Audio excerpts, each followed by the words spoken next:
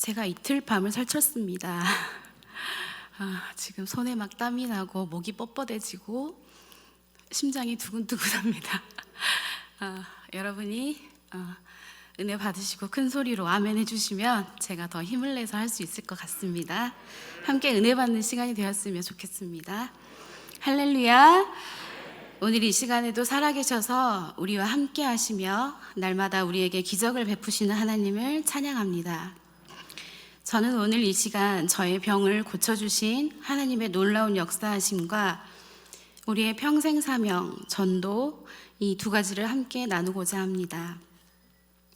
먼저 저의 병이 발병된 때부터 지금까지의 여정을 말씀드려보고자 합니다. 저의 남편 서 목사님의 설교 중에 여러 번 들으셔서 아시는 것처럼 저희 가정은 2014년 광주 매곡동에 교회에 개척을 했습니다. 여러분의 성도님들과 함께 지내는 중에 한 여집사님의 가정의 문제를 가지고 금식 기도를 하게 되었습니다.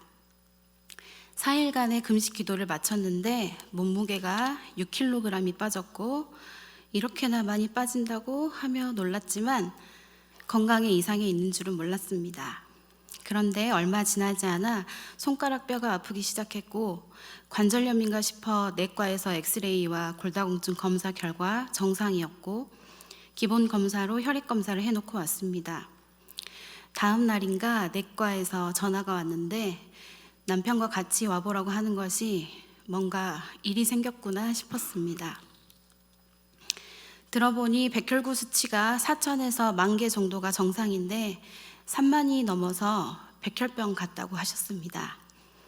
의사 선생님이 이전 교회 집사님이셨는데 조대병원에 의사 선생님을 추천해 주셨고 2016년 2월 골수 검사를 통해서 만성 골수성 백혈병이라는 진단을 받았습니다.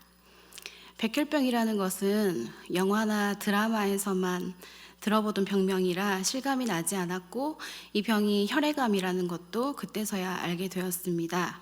그때 나이 38세였습니다. 다음 달인 2016년 3월부터 경구용 항암제를 먹기 시작했습니다. 의사 선생님께서는 저를 안심시키려고 그러신 건지 그냥 평생 약 먹으면서 살면 된다고 하셨고 저도 만성 피로감이나 때때로 찾아오는 무력감 외에는 큰 통증이 없었기 때문에 그냥 약에 의지하고 병원에 한 달에 한 번씩 다니면서 체열 검사와 유전자 검사를 하며 지냈습니다. 문제는 2017년 12월부터 생겼습니다. 새벽 2시, 3시경에 위쪽 배가 말로 다 할 수 없이 통증을 일으켜 위경련인 줄 알고 응급실을 가니 췌장염이었고 그 뒤로 2번의 췌장염을 더 겪은 다음에야 항암제의 부작용이라고 추측할 수 있었습니다. 첫 번째 항암제를 먹은 지 1년 9개월 만에 항암제를 바꿀 수밖에 없었습니다. 2018년 6월 2번째 항암제를 먹기 시작했고 탈모와 부종이 나타나긴 했지만 효과적인 암치료제라 이 정도의 부작용은 안고 갈 수밖에 없었습니다. 그렇게 3년 2개월 정도 2번째 항암제를 복용하는 중에 2021년 8월에 여러분께서 잘 아시는 복음내과에서 모더나 1차를 맞았는데 며칠 만에 숨이 쉽게 차오르는 것을 느꼈습니다. 계단을 한층만 올라가도 숨이 가쁘고 쉽게 사그러들지 않았습니다. 저는 살이 쪄서 일어나 하고 대수롭지 않게 생각했었습니다. 남편이 복음내과에서 건강검진을 하게 돼서 따라갔다가 정규정 선교사님을 만나게 되었습니다.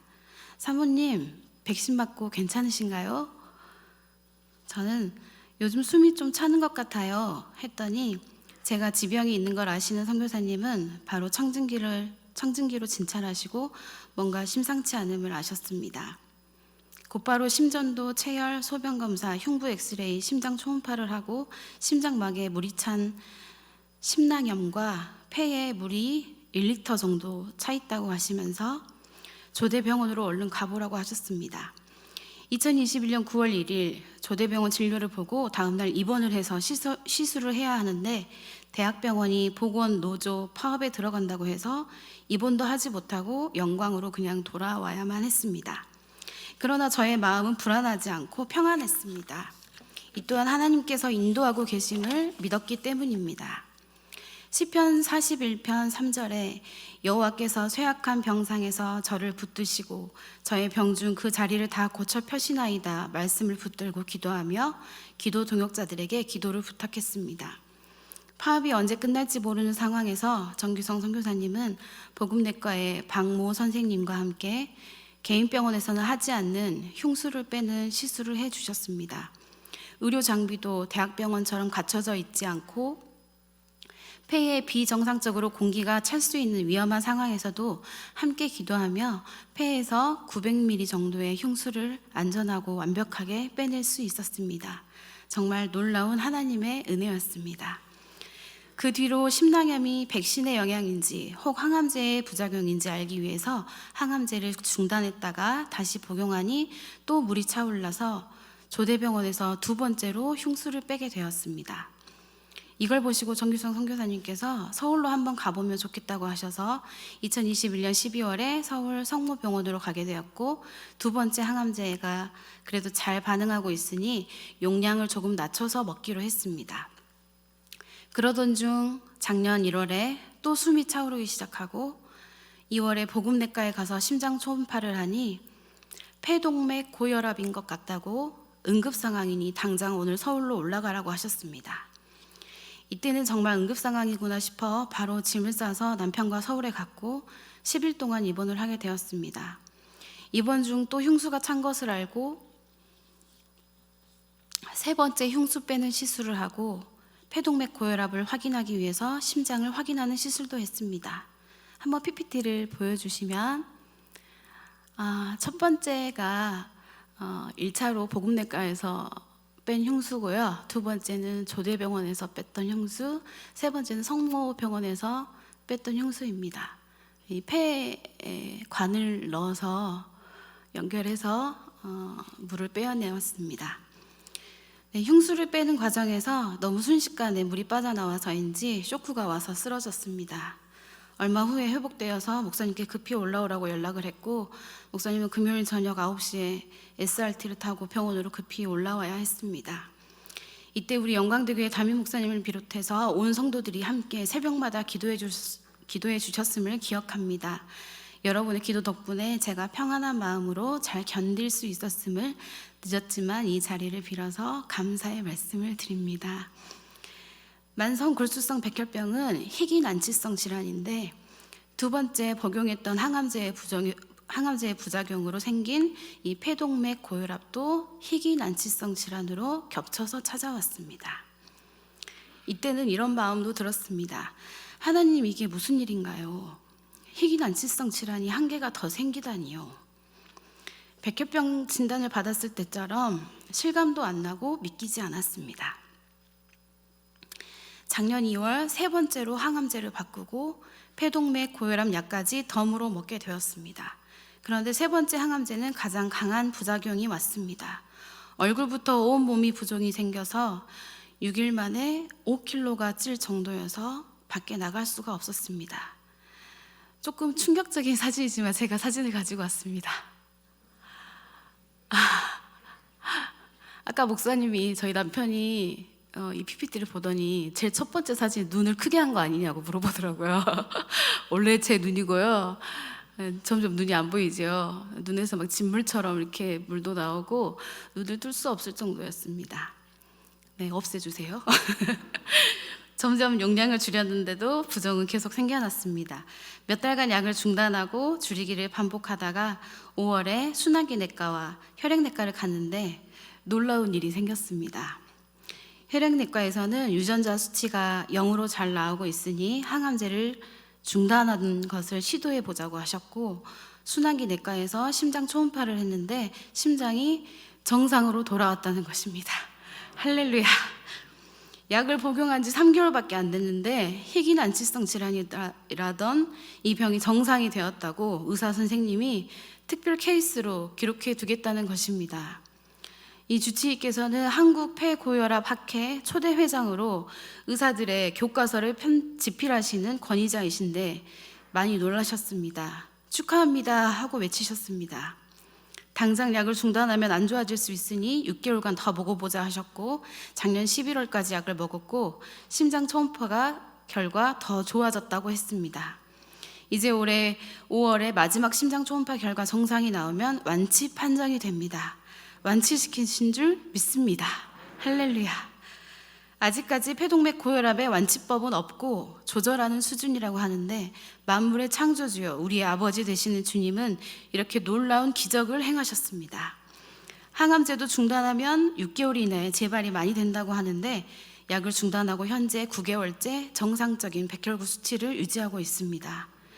폐동맥 고혈압 약은 아주 고가입니다. 슬라이드를 띄워주시면 보이실까요?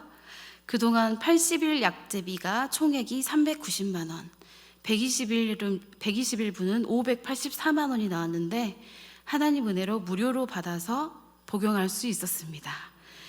이제는 평생 먹을 줄 알았던 항암제도 고혈압 약도 다 중단하고 있습니다. 2021년 9월쯤에 오전 10시, 오후 5시, 밤 11시 하루에 3차례씩 21일간 다니엘처럼 시간을 정하여 간절히 혼자서 예배드리며 기도했었습니다.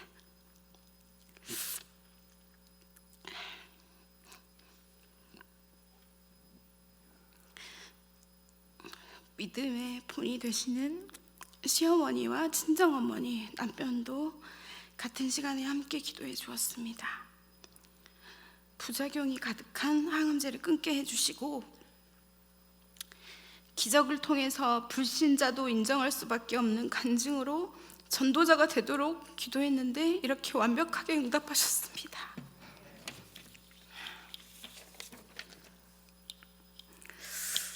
또 2021년 송구영신 예배 때 뽑았던 2022년 내게 주신 하나님의 말씀은 시편 6편 9절, 여호와께서 내 간구를 들으셨으며 여호와께서 내 기도를 받으시리로다 였습니다.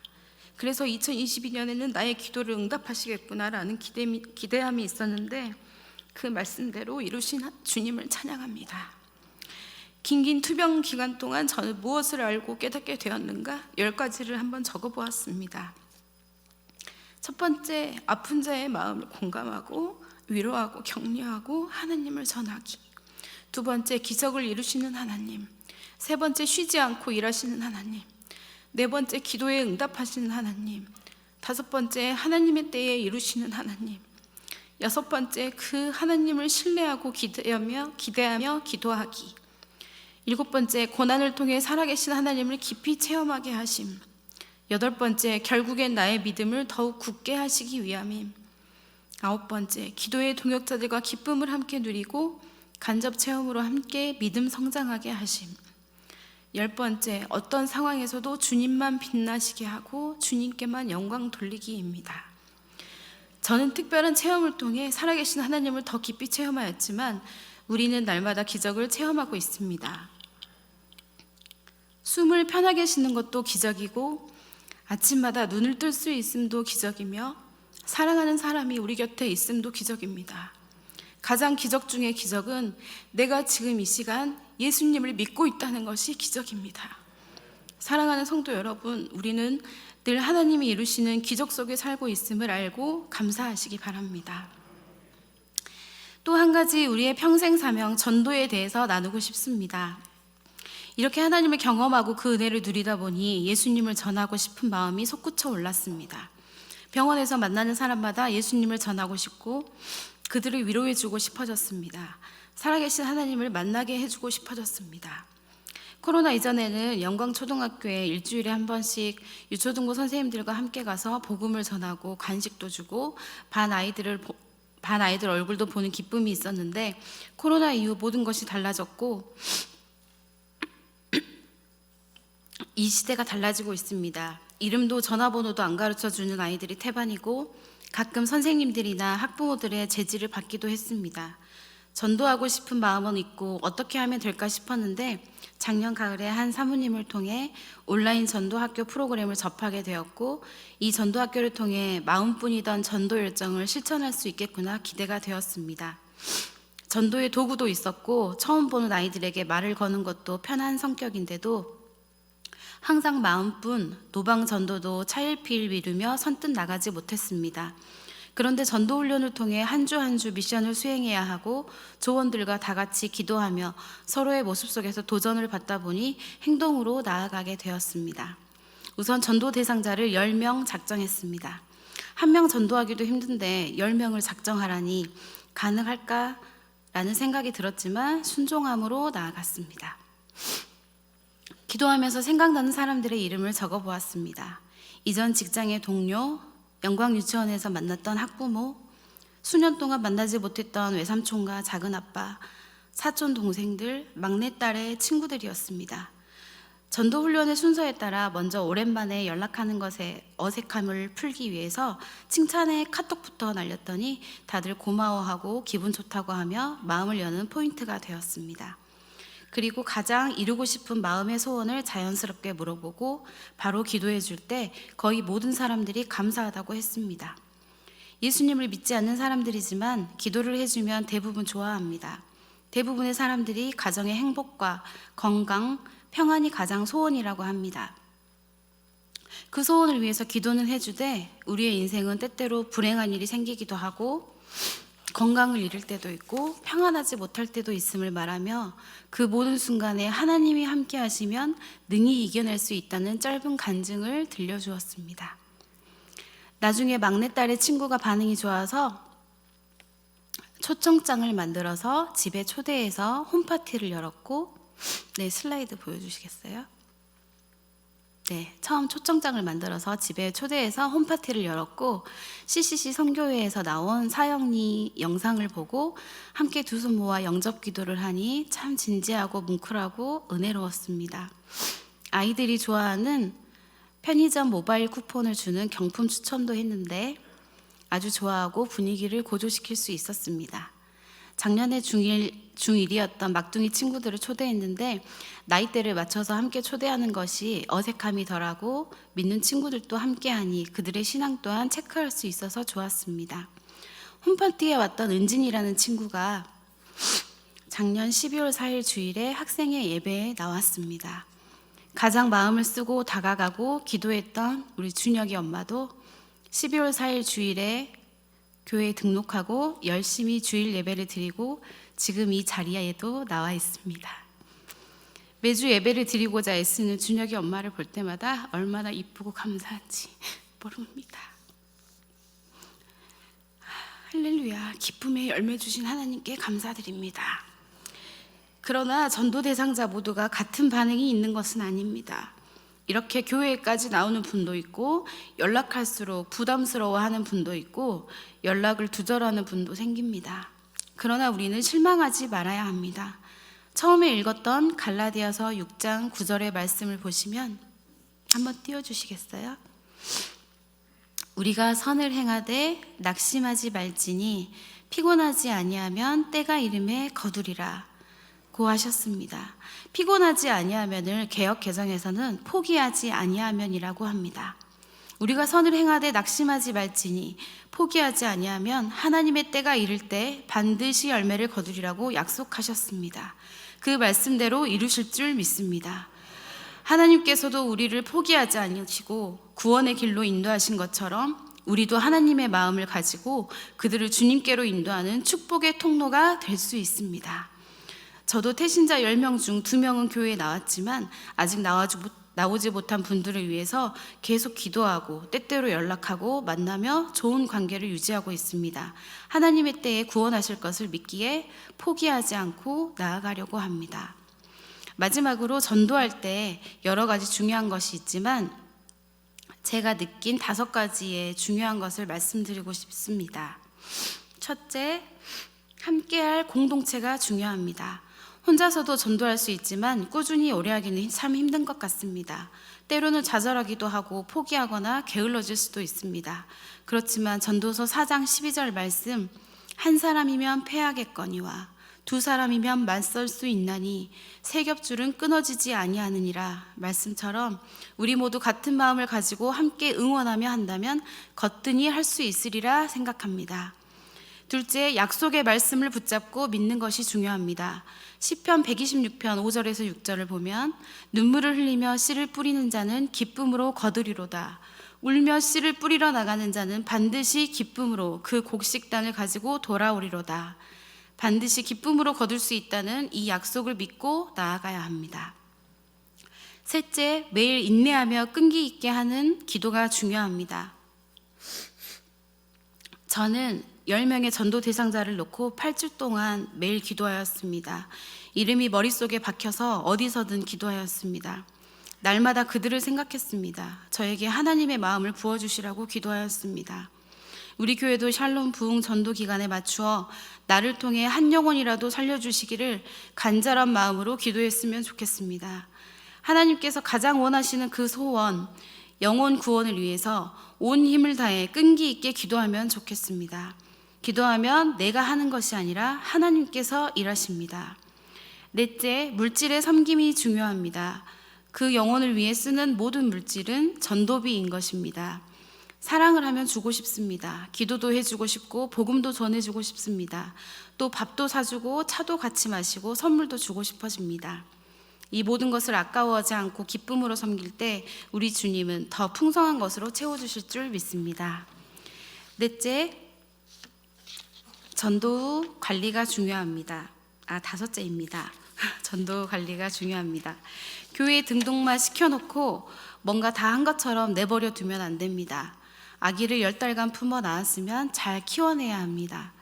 그와 마찬가지로 태신자가 교회에 등록하면 부모가 자녀를 기르듯이 사랑으로 품고 돌보아 잘 자라가게 해야 합니다.